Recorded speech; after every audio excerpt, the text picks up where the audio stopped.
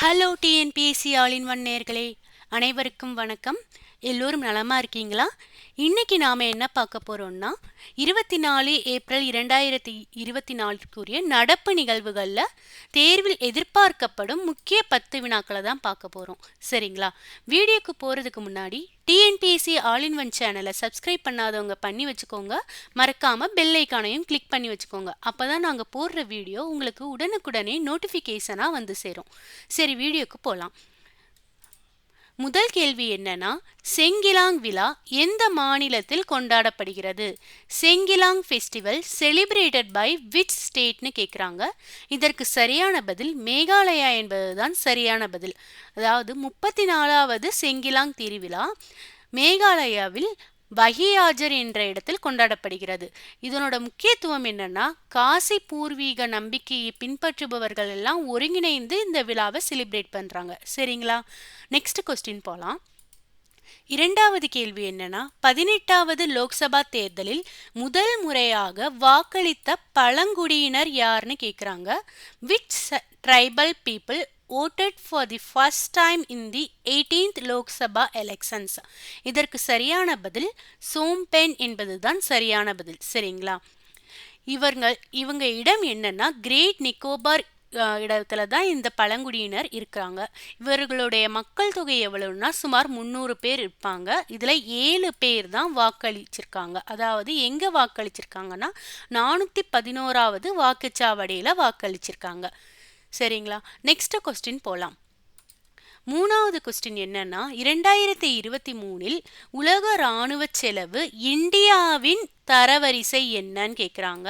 In 2023 what is the rank of world military expenditure for இந்தியான்னு கேட்குறாங்க. இதற்கு சரியான பதில் 4 என்பதுதான் சரியான பதில். அதாவது இந்தியா இராணுவ செலவு உலக இராணுவ செலவு 2023 4வது இடத்துல இருக்கு.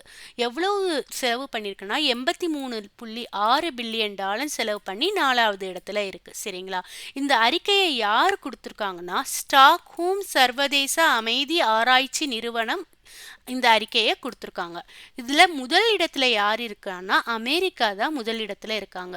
இரண்டாவது இடம் யாருன்னா சீனா தான் இரண்டாவது இடத்துல இருக்காங்க. மூன்றாவது இடம் யாருன்னா ரஷ்யா தான் மூன்றாவது இடத்துல இருக்காங்க. சரிங்களா? நெக்ஸ்ட் கொஸ்டினுக்கு போலாம். 4வது கொஸ்டின் என்னன்னா, தேசிய பஞ்சாயத்து ராஜ் தினம் எந்த நாளில் கொண்டாடப்படுகிறது? On which day national Panchayat Raj day is செலிப்ரேட்டட்னு கேட்குறாங்க. இதற்கு சரியான பதில் ஏப்ரல் 24 என்பதுதான் சரியான பதில். சரிங்களா? இது யாரால நடத்தப்படுதுன்னா பஞ்சாயத்து ராஜ்ய அமைப்பினால நடத்தப்படுது. இந்த தேசிய பஞ்சாயத்து ராஜ் தினம் எப்ப இருந்து கொண்டாடப்படுகிறாங்கன்னா, இந்த பஞ்சாயத்து ராஜ் திட்டம் ராஜீவ்காந்தி அவர்களால் 1992ஆம் ஆண்டு ஏப்ரல் 24ஆம் தேதி தொடங்கப்படுது. அதன் ஞாபகார்த்தமாக தான் இந்த ஏப்ரல் 24ஆம் தேதியை தேசிய பஞ்சாயத்து ராஜ் தினமா கொண்டாடுறாங்க. இதுல என்ன இந்த திட்டத்துல என்ன உரிமை கொடுத்துருக்காங்கன்னா, கிராம அளவுல மக்கள் தாங்களே நிர்வாகத்தை நடத்துவதற்கான உரிமை அவங்களுக்கு கொடுத்துருக்காங்க. இந்த தினத்துல தான் சிறந்த பஞ்சாயத்து தலைவருக்கான விருதும் கொடுப்பாங்க. சரிங்களா? நெக்ஸ்ட் கொஸ்டின் போலாம். 5வது கொஸ்டின் என்னன்னா, பூர்வி லெகர் எந்த இந்திய பாதுகாப்பு படையுடன் தொடர்புடையதுன்னு கேட்குறாங்க. பூர்வி லெகர் is associated with which Indian defence ஃபோர்ஸ்னு கேட்குறாங்க. இதற்கு சரியான பதில் நேவி என்பதுதான் சரியான பதில். அதாவது கடற்படை என்பதுதான் சரியான பதில். இந்த பூர்வி லெகர் மெகா பயிற்சி எங்க நடந்துச்சுன்னா கிழக்கு கடற்கரையில நடந்துச்சு. இது எந்த மாதிரி பயிற்சி கொடுத்தோம்னா, கடல்சார் பாதுகாப்பு சவால்களை எதிர்கொள்ளும் வகையில இந்த பயிற்சி நடந்தது. அதாவது யதார்த்தமான சூழ்நிலையில போர் பயிற்சி எப்படி இருக்கணும், அதே மாதிரி போர் சூழல் இருந்துச்சுன்னா எப்படி வியூகம் வகுத்து போர் புரியணும் உட்பட்ட பல கட்டங்களாக இந்த பயிற்சி கொடுத்துருக்காங்க. சரிங்களா?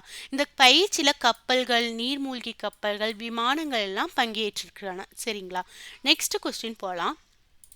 ஆறாவது கொஸ்டின் என்னன்னா 2024 மக்களவை தேர்தலில் எந்த மக்களவை தொகுதி பாஜக வேட்பாளர் போட்டியின்றி தேர்வானார்னு கேட்குறாங்க. In 2024 Lok Sabha election which Lok Sabha constituency BJP candidate elected அன்அப்போஸ்ட்னு கேட்குறாங்க. இதற்கு சரியான பதில் சூரத். குஜராத் மாநிலத்தில் இருக்கிற சூரத்தில் தான் வந்து பிஜேபி வேட்பாளர் வந்து போட்டியின்றி தேர்வாயிருக்காரு. அந்த பிஜேபி வேட்பாளரோட பேர் என்னன்னா முகேஷ் தலால் தான் பேர். சரிங்களா?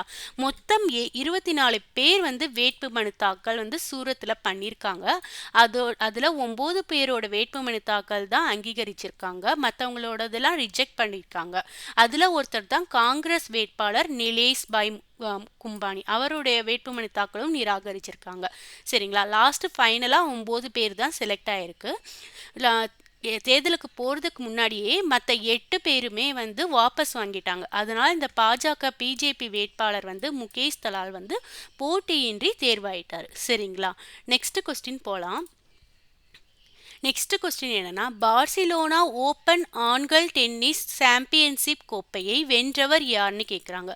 Who won the Barcelona open men's tennis championship trophy யாருன்னு கேட்குறாங்க. இதற்கு சரியான பதில் காஸ்பர் ரூட் என்பதுதான் சரியான பதில். இந்த போட்டி எங்கே நடைபெற்றுச்சுன்னா ஸ்பெயின் நாட்டில் தான் நடைபெற்றுச்சு.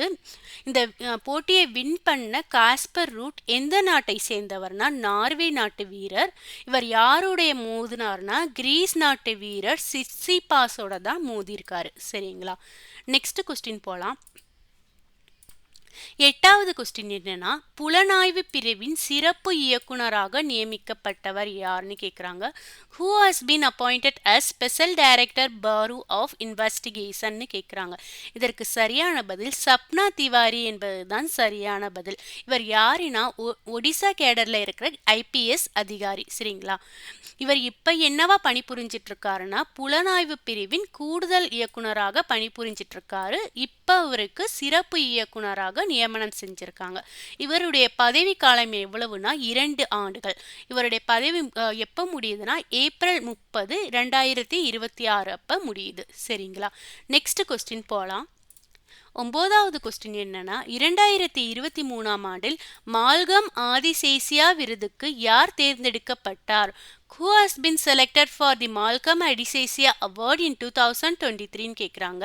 இதற்கு சரியான பதில் உட்சா பட்நாயக் என்பதுதான் சரியான பதில். இந்த உட்சா பட்நாயக் யாருன்னா புகழ்பெற்ற பொருளாதார நிபுணர். சரிங்களா? இவர் வந்து இந்த விருதை யாரு கொடுக்குறாங்கன்னா மால்கம் மற்றும் எலிசபெத் ஆதிசேஷியா அறக்கட்டளை மூலமா கொடுக்குறாங்க. சரிங்களா? நெக்ஸ்ட் கொஸ்டின் போகலாம். 10வது கொஸ்டின் என்னன்னா சிட்ரோயன் இண்டியோ ரோப்ஸின் பிராண்ட் தூதுவர் யாருன்னு கேட்குறாங்க. Who is the brand ambassador of Citroen India ropes? இதற்கு சரியான பதில் மகேந்திர சிங் தோனி என்பதுதான் சரியான பதில். ரீசெண்ட் நியூஸில் வந்து மகேந்திர சிங் தோனியை சிட்ரோயன் இந்தியா ரோப்ஸ் நிறுவனத்தோட பிராண்ட் தூதுவராக நியமிச்சிருக்காங்க. அதற்காக அவருக்கு முதல் கட்டமாக 7 கோடி கொடுத்துருக்காங்க. சரிங்களா? இந்த சிட்ரோயன் இந்தியா ரோப்ஸ் என்ற நிறுவனம் பிரான்ஸோட கார் தயாரிப்பு நிறுவனம். சரிங்களா? அதாவது ஸ்டெல்லாண்டிஸோட பிராண்ட் சிட்ரோயன் இந்தியா ரோப்ஸ் நிறுவனம். சரிங்களா? இதோட இந்த நாளுக்குரிய 10 முக்கியமான வினாக்களை பார்த்து முடிச்சாச்சு. இந்த வீடியோ உங்களுக்கு ரொம்பவே பிடிச்சிருக்கும்னு நினைக்கிறேன். பிடிச்சிருந்துச்சுன்னா லைக் பண்ணுங்க, சப்ஸ்கிரைப் பண்ணுங்க. சரிங்களா? பிடிச்சவங்களுக்கு இந்த வீடியோவை ஷேர் பண்ணுங்க. இதே மாதிரி இன்னொரு வீடியோவில் நாளைக்கு உங்களுக்கு மீட் பண்ணுறேன். அது வரைக்கும் பாய், டேக் கேர்.